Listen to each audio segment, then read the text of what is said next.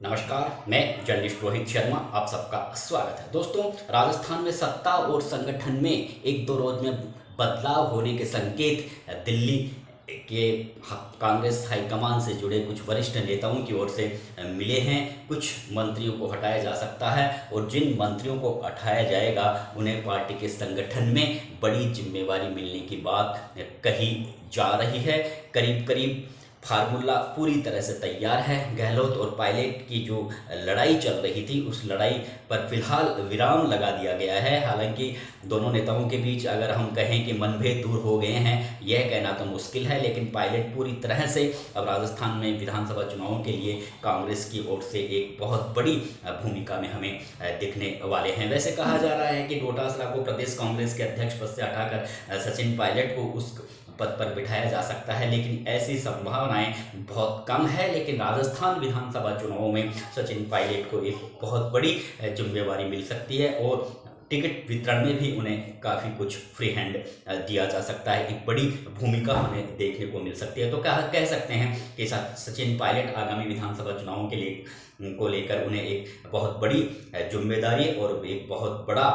उन्हें एक तरीके से तोहफा जो धैर्य उन्होंने रखा है अभी पिछले 2-3 साल में, तो कांग्रेस हाईकमान उनके लिए पूरी तरह से सकारात्मक दिख रहा है। उधर अशोक गहलोत भी अब चाहते हैं कि पहला लक्ष्य ये होना चाहिए कि प्रदेश में कांग्रेस पार्टी की सरकार रिपीट हो, इसलिए कहीं ना कहीं वे भी थोड़ा बहुत बैकफुट पर जरूर आए हैं। ओवरऑल कह सकते हैं कि गहलोत और पायलट की जहां लड़ाई अब करीब करीब उस लड़ाई पर विराम लग गया है, तो अब एक बहुत बड़ी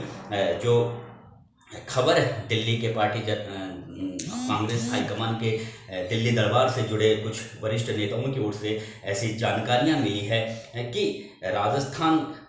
प्रदेश कांग्रेस के अध्यक्ष का सहयोग करने के लिए 3 कार्यकारी अध्यक्षों की नियुक्ति यहां पर की जा रही है। और इसके पीछे सबसे बड़ा कारण यही बताया जा रहा है कि हर सीट को लेकर इस समय कांग्रेस हाईकमान काफ़ी गंभीर है। 200 विधानसभा सीट काफ़ी लंबा दायरा होता है और टिकट वितरण के समय किसी भी नेता पर कोई पक्षपात करने का आरोप ना लगे और हर सीट पर एक वास्तविक जिताऊ उम्मीदवार की तलाश पूरी हो। हर सीट पर एक कर्मठ और जिस नेता को टिकट मिलना चाहिए उस नेता को टिकट मिले, इस संदर्भ में 3 कार्यकारी अध्यक्ष पद की नियुक्ति की जा रही है। और ये जो 3 कार्यकारी प्रदेश अध्यक्ष बनने की जो खबरें हैं उनमें एक नाम प्रताप सिंह खाचरियावास का भी आ रहा है। हो सकता है प्रताप सिंह खाचरियावास को मंत्रिमंडल से हटाकर प्रदेश कांग्रेस का कार्यकारी अध्यक्ष बना दिया जाए। और इसके अलावा 2 नाम और राजनीतिक गलियारों में इस समय दिल्ली के राजनीतिक गलियारों में गूंज रहे हैं कि महेश जोशी को भी मंत्रिमंडल से हटाकर प्रदेश कांग्रेस कार्यकारी का अध्यक्ष बनाया जा सकता है। उधर रघुवीर मीणा को भी प्रदेश कांग्रेस का कार्यकारी अध्यक्ष बनाया जा सकता है। इस तरह की खबरें सोशल मीडिया पर और व्हाट्सएप ग्रुप पर भी चल रही हैं, लेकिन इस खबर का सत्यता कि जब मैंने अपने स्तर पर भी कुछ पूछताछ की तो कहीं ना कहीं ऐसा दिख रहा है कि 3 कार्यकारी अध्यक्ष प्रदेश कांग्रेस में हमें बहुत जल्दी देखने को मिल रहे हैं। इसका एक बहुत बड़ा कारण ये भी है कि जातिगत बैलेंस बनाने का प्रयास किया जा रहा है। जिस तरह से प्रदेश भाजपा में सतीश पूनिया को हटाकर एक सीपी जोशी को वहां पर प्रदेश कांग्रेस का अध्यक्ष बनाया गया है जो ब्राह्मण समुदाय से आते हैं, तो ठीक इसी तरह से यहाँ भी कुछ इसी तरह का जातिगत संतुलन बनाए जाने का प्रयास किया जा रहा है, जिस पर हो सकता है महेश जोशी को मंत्रिमंडल से हटाकर कार्यकारी प्रदेश कांग्रेस का अध्यक्ष सौंप दिया जाए। इसी तरह से रघुवीर मीणा जो उदयपुर संभाग के काफ़ी कद्दावर नेता हैं, आदिवासी नेता हैं, तो उदयपुर संभाग में वहाँ देखिए जो राजस्थान का जो मेवाड़ अंचल होता है वहाँ पर जिस पार्टी की लहर होती है उसी पार्टी की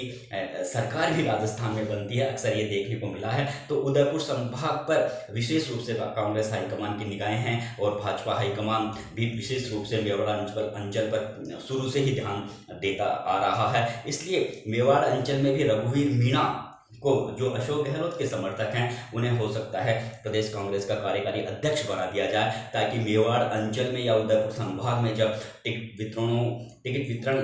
का जब समय आए तो एक तरीके से एक जिताऊ उम्मीदवार या फिर एक जो वस्तु स्थिति होती है, जो वास्तविक स्थिति होती है अलग अलग विधानसभा क्षेत्रों में, उसका आकलन करके एक जिताऊ उम्मीदवार को कांग्रेस पार्टी टिकट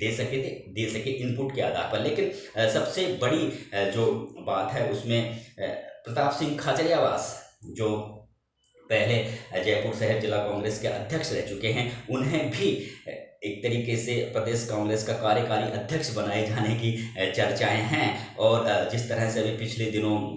खाचरियावास दिल्ली गए थे, पार्टी के तमाम बड़े नेताओं से उन्होंने वहां पर मुलाकात की थी और कहा ये भी जा रहा है कि खाचरियावास को दिल्ली से बुलावा आया था इसलिए भी वहां पर गए थे। तो निश्चित रूप से उन्हें भी हो सकता है मंत्रिमंडल से उनकी विदाई करके उन्हें प्रदेश कांग्रेस का अध्यक्ष, कार्यकारी अध्यक्ष बना दिया जाए। तो इससे एक राजपूत समाज को भी विश्वास में लेने की कोशिश की जाएगी और बैलेंस में लेने की, एक तरीके से जातिगत बैलेंस बनाए जाने का पूरा प्रयास किया जाएगा। खाचरियावास का देखिए, जब शहर जिला कांग्रेस अध्यक्ष पद पर वे तैनात थे 2014 में, उसके बाद निश्चित रूप से शहर कांग्रेस में काफ़ी कुछ बदलाव आया था। शहर कांग्रेस जो अलग अलग गुटों में बटी हुई थी वे भी काफ़ी एक मंच पर आ गए थे। हमने देखा था कि पिछले 5-7 साल में जब शहर कांग्रेस की ओर से कोई प्रदर्शन किए गए तो तमाम जो असंतुष्ट नेता थे, जो कभी आपस में मिलते नहीं थे शहर कांग्रेस के धरना प्रदर्शन के कार्यक्रमों में, लेकिन जब प्रताप सिंह खाचरियावास शहर जिला कांग्रेस के अध्यक्ष बने तो तमाम असंतुष्ट नेता एक मंच पर देखे गए धरना प्रदर्शन के कार्यक्रमों में। वे एक तरीके से उन्होंने उपस्थिति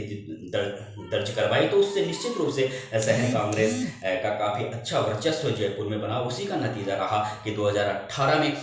जयपुर की कई सीटों पर कांग्रेस के उम्मीदवारों को जीत भी मिली। तो इसी खाचरियावास के इसी प्रदर्शन को देखते हुए उन्हें अब एक बड़ी जिम्मेवारी मिलने की प्रबल संभावना है। वैसे भी वे मंत्रिमंडल में खुद को एडजस्ट नहीं कर पा रहे हैं अशोक गहलोत के साथ। हालांकि वे अशोक गहलोत के साथ पूरी तरह से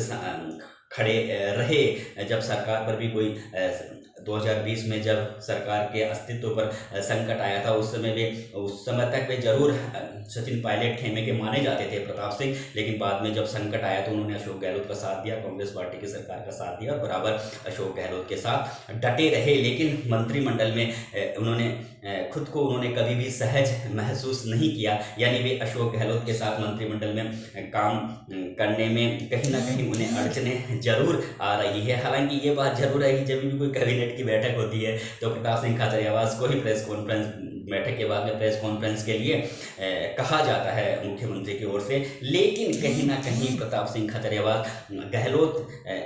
के मंत्रिमंडल में खुद को एडजस्ट नहीं कर पा रहे। कुछ मुद्दों पर पिछले दिनों जिस तरह से विवाद भी चले थे, उन्होंने खुलकर बोला भी था, अपनी नाराजगी भी जाहिर की थी। तो उसको देखते हुए पार्टी हाईकमान ने भी ये निर्णय लिया है कि इस नेता को, जो बोलने में भी काफ़ी प्रखर है, जो मोदी सरकार के हमलों को काफ़ी दबंगाई से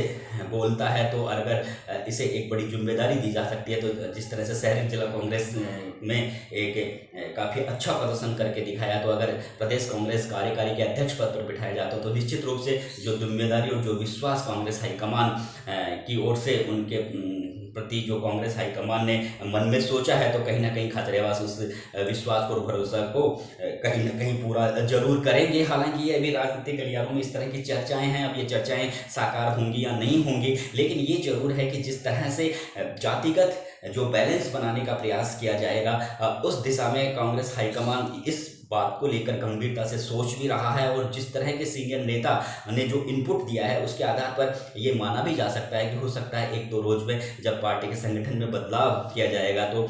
कार्यकारी अध्यक्ष, प्रदेश कांग्रेस के कार्यकारी अध्यक्ष पद पर भी हमें 3 चेहरे देखने को मिल सकते हैं जो अध्यक्ष के साथ कदम से कदम मिलाकर काम कर सकते हैं। ठीक उसी तरह से जिस तरह से कांग्रेस हाईकमान ने प्रभारी जो सुखजिंदर सिंह रंधावा है उनके कामकाज को भी हल्का करने के लिए और एक वास्तविक स्थिति का पता लगाने के लिए कि क्या रंधावा जिस तरह का फीडबैक कांग्रेस हाईकमान को दे रहे हैं राजस्थान कांग्रेस की सत्ता के संदर्भ में, संगठन के संदर्भ में, क्या ये फीडबैक सही हैं या नहीं, इसी उद्देश्य से उन्होंने 3 सह प्रभारियों की नियुक्ति की थी ताकि कहीं ये